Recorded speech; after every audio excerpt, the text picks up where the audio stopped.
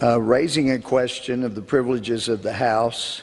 whereas on July 22, 2020, House Resolution 7573 was brought to the House floor for a vote with the purpose of eliminating 4 specific statues or busts from the United States Capitol, along with all others that include individuals who, quote, served as an officer or voluntarily with the Confederate States of America or the military forces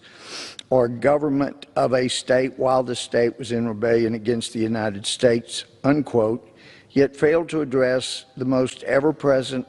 historical stigma of the United States Capitol. That is the source that so fervently supported, condoned, and fought for slavery that was left untouched, but without whom the evil of slavery could never have continued as it did, to such extreme that it is necessary to address here in order for the U.S. House of Representatives to avoid degradation of historical fact and blatant hypocrisy for generations to come.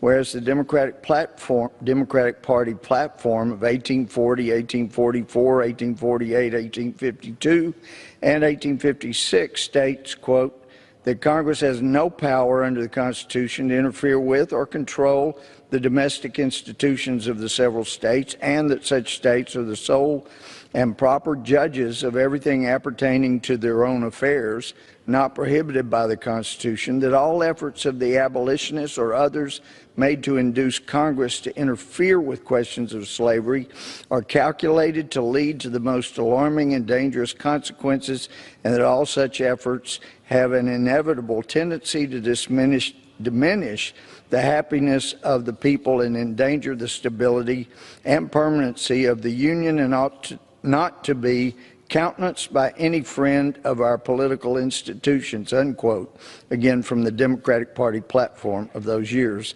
Whereas the Democratic Party platform of 1856 further declares that new states to the Union should be admitted, quote, with or without domestic slavery as the state may elect, unquote. Whereas the Democratic Party platform of 1856 also resolves that, quote, we recognize the right of the people of all the territories to form a constitution with or without domestic slavery, whereas the Fugitive Slave Law of 1850 penalized officials who did not arrest an alleged runaway slave and made them liable for a fine of $1,000, which is about $28,000 in present-day value. Law enforcement officials everywhere were required to arrest people suspected of being a runaway slave on as little as a claimant's sworn testimony of ownership.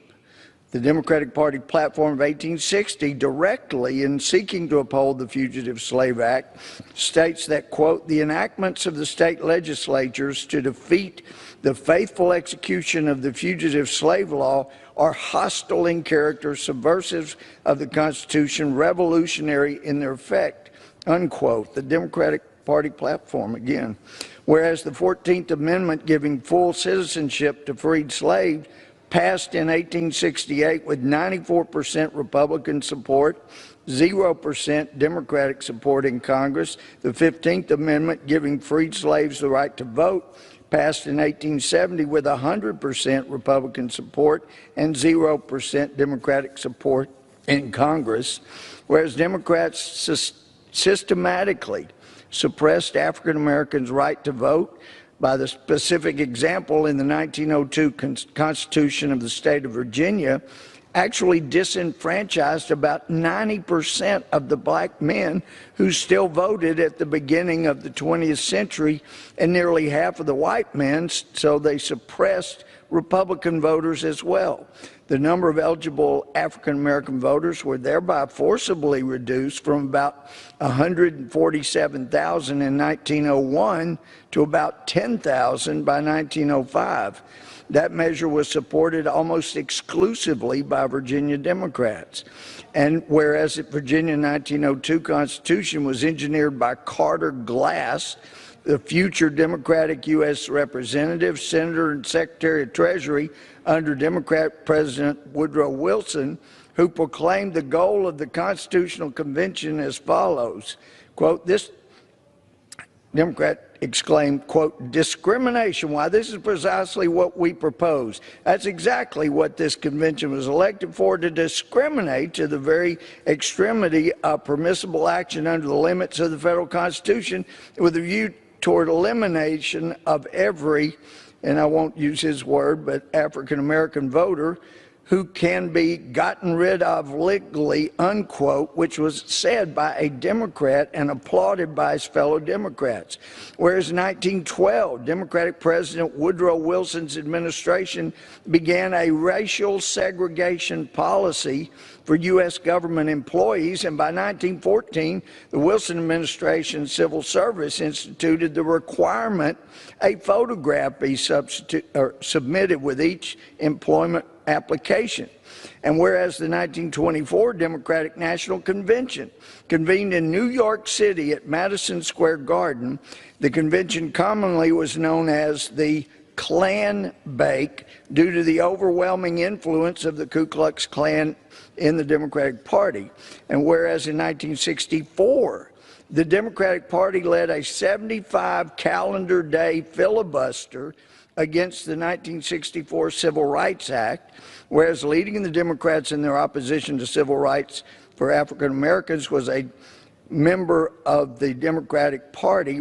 Senator Robert Byrd from West Virginia, who was a known recruiter for the Ku Klux Klan, whereas Democrats enacted and enforced Jim Crow laws and civil codes that forced segregation, restricted freedoms of black Americans in the United States, whereas on June 18, 2020, House Speaker Nancy Pelosi ordered the removal from the Capitol portraits of 4 previous speakers of the House who served in the Confederacy, saying that these portraits, quote, set back our nation's